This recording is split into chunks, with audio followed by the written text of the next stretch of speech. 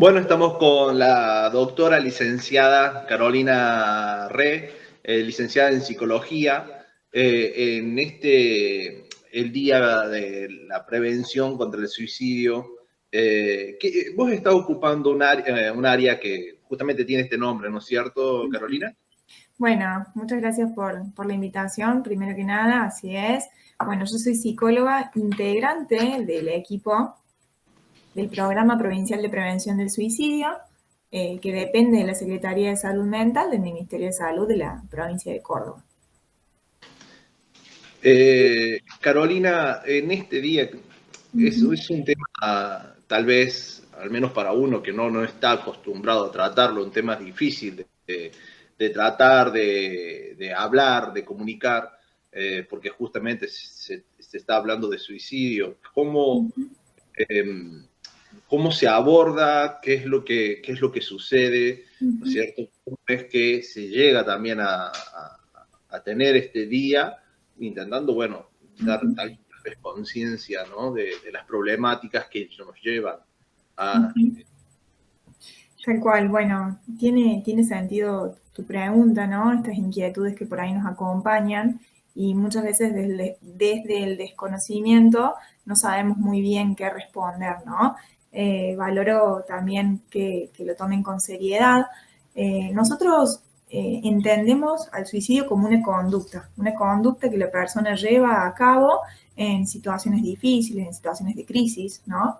Y toma esta conducta porque experimenta lo que se llama una restricción de conciencia o visión de túnel, en donde la única alternativa que parece tener sentido para resolver lo que le está pasando es la muerte, ¿no? Entonces, nuestra forma de trabajar muchas veces tiene que ver con esto de problematizar la muerte como única solución viable y posible, ¿no?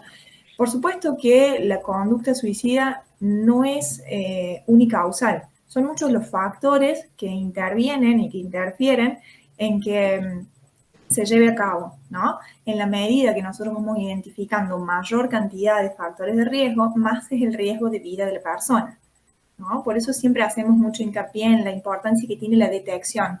Ir detectando algunas señales que nos alertan de que las cosas no están del todo bien o, por así decirlo, que las cosas no están siendo igual que siempre, ¿no? También hacemos mucho hincapié en la importancia de acercarnos a la persona, a preguntar esas cosas que vamos notando y que nos llaman un poco la atención, ¿no? Y de ahí viene un poco esto de la importancia de lo que te decía recién, ¿no? Abordar el tema con responsabilidad y al mismo tiempo con seriedad, ¿no? Claro. Y en esto, ¿ha habido algún incremento en estos últimos tiempos? Digo, porque a veces uno lo relaciona con, qué sé yo, cuanto más difícil la economía o situaciones del país, podría llegar a incrementar. Tal vez haya otro factor que ayude a que incremente esos números. Bueno, No por sé. supuesto que el contexto externo, por así decirlo, más allá del contexto interno de la persona, influyen porque son factores a tener en cuenta. Quizás no hay un dato exacto en relación a la estadística, porque el sistema de registro, por así decirlo, trabaja también con datos que se van actualizando permanentemente.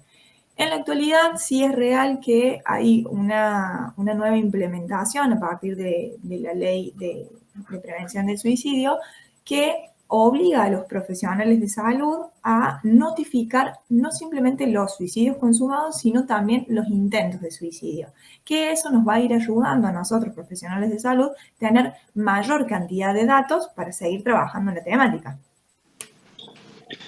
Y afecta a situaciones como, por ejemplo, el clima, porque digo, no sé si es un dato que tal vez tienen, calculo que sí. Una de las cosas que yo escuchaba cuando estaba en el sur es en Río Gallegos, en zonas similares así, que había mayor índice o mayor tasa de suicidios. Yo estuve viviendo unos cuantos años en Bariloche y sí se veía, parecía más palpable que en esta zona, como si fuese una condicionante que en zonas de más frío más probabilidad de que ocurran estas cosas, a diferencia de zonas de más calor. Capaz no puedo responderte con exactitud esa pregunta, pero sí lo que puedo decirte es que hay como ciertos momentos del año en donde nosotros, profesionales de la salud que trabajamos con la temática, nos vamos encontrando, ¿no? ¿Y a qué voy con esto? Los momentos de balance, por ejemplo, cuando llega la mitad del año, los momentos de fin de año incluso también, es más esperable y que nosotros nos encontremos con personas que han hecho mayor cantidad de intentos, ¿no? Y que se puede llegar a vincular, y lo podemos pensar también de manera como una hipótesis, ¿no? Que se puede llegar a vincular con estos momentos, como te decía, de balance, de hacer como ahí algunas evaluaciones, de cómo estoy, de incluso también pensando en esto que vos traías, ¿no? De las presiones culturales, muchas veces también, de lo que la sociedad impone, de lo que yo puedo responder a lo que la sociedad efectivamente impone, ¿no? Sí, hay un dicho donde dice, ¿no? De que cada familia es un mundo y trasladado a lo individual, cada cabeza también es un mundo, ¿no? Todo lo que puede estar sucediendo, pasando por nuestra mente, por nuestra psiquis y cómo yo voy a procesar todo lo que sucede a mi alrededor, a mi entorno y cómo permito que eso me afecte, ¿no?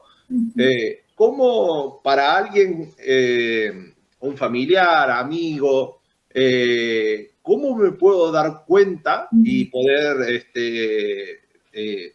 darme cuenta de esas alertas, ¿no? Que puedo estar tal vez observando en aquella persona que amo para darle una ayuda a tiempo, ¿no? Sí, entiendo tu pregunta, ¿no?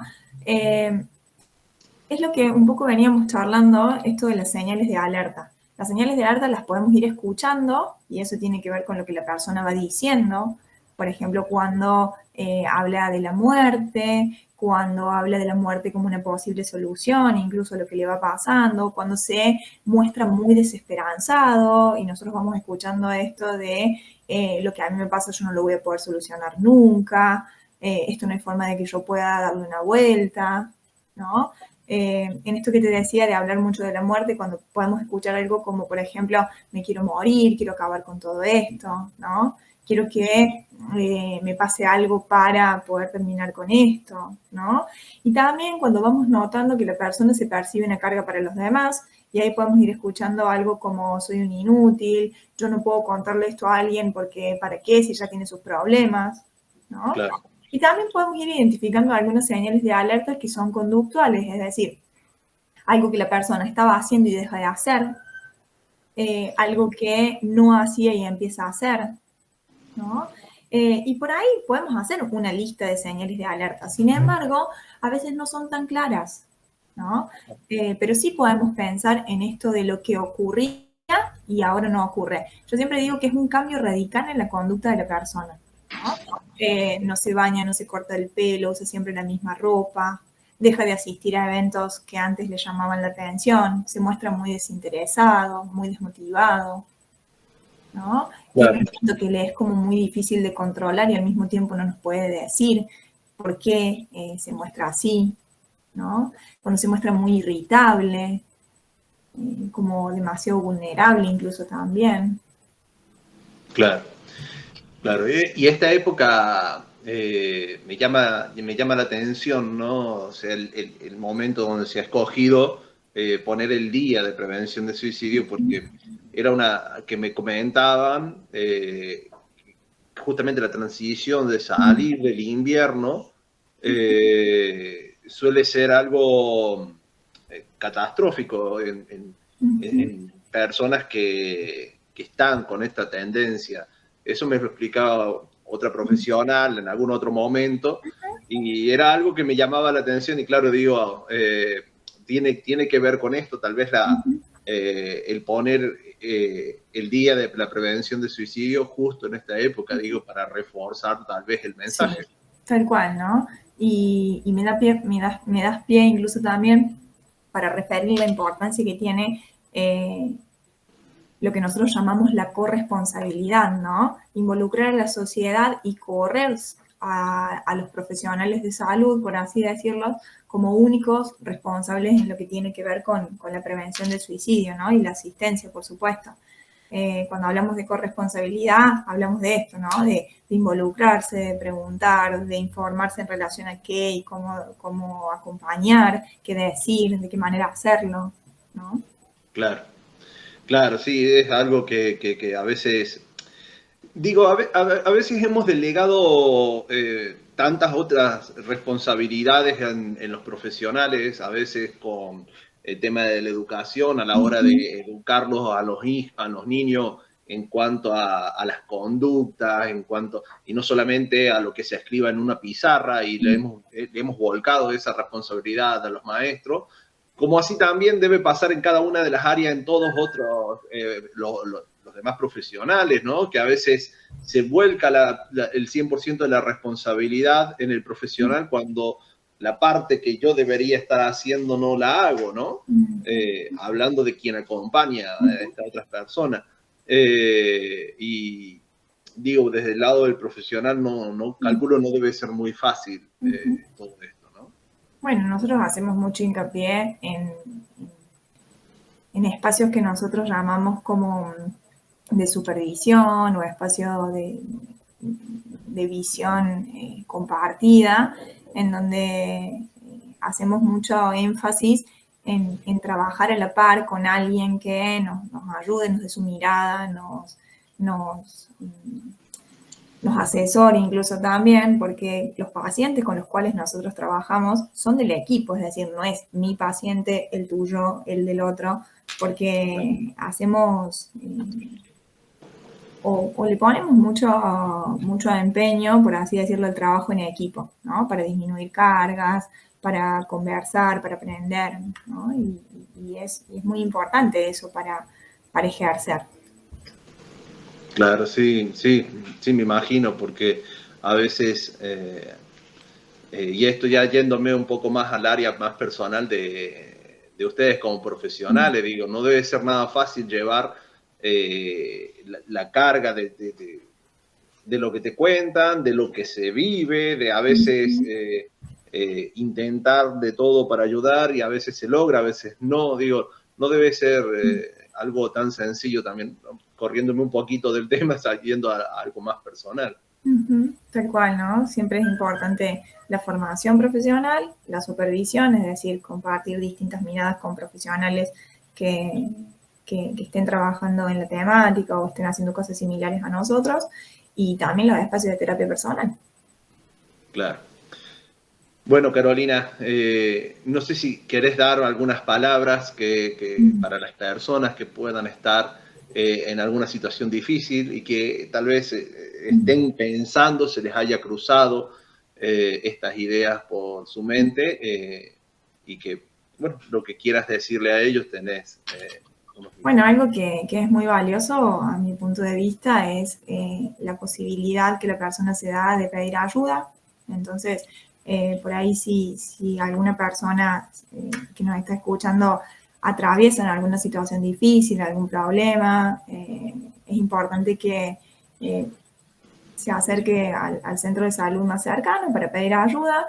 Y quizás también en esto, en personas que por ahí vamos encontrando relativa confianza, acercarnos a ellos también para poder poner en palabras las cosas que a veces solo no podemos resolver, ¿no? Los espacios de terapia o los espacios de este estilo lo que buscan es generar confianza y se plantean siempre como un espacio de construcción en donde por ahí como que se pone la situación en el medio y se van compartiendo distintas miradas para encontrar alternativas a lo que hoy a la persona le está pasando.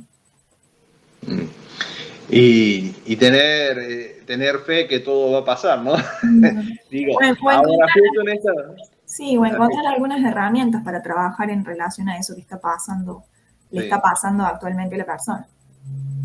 así es. Bueno, Carolina, muchas gracias por tu tiempo y por estas palabras, por esta información que nos has dado en este momento, para este día en especial. Bueno, muchas gracias a ustedes por el interés y por el espacio.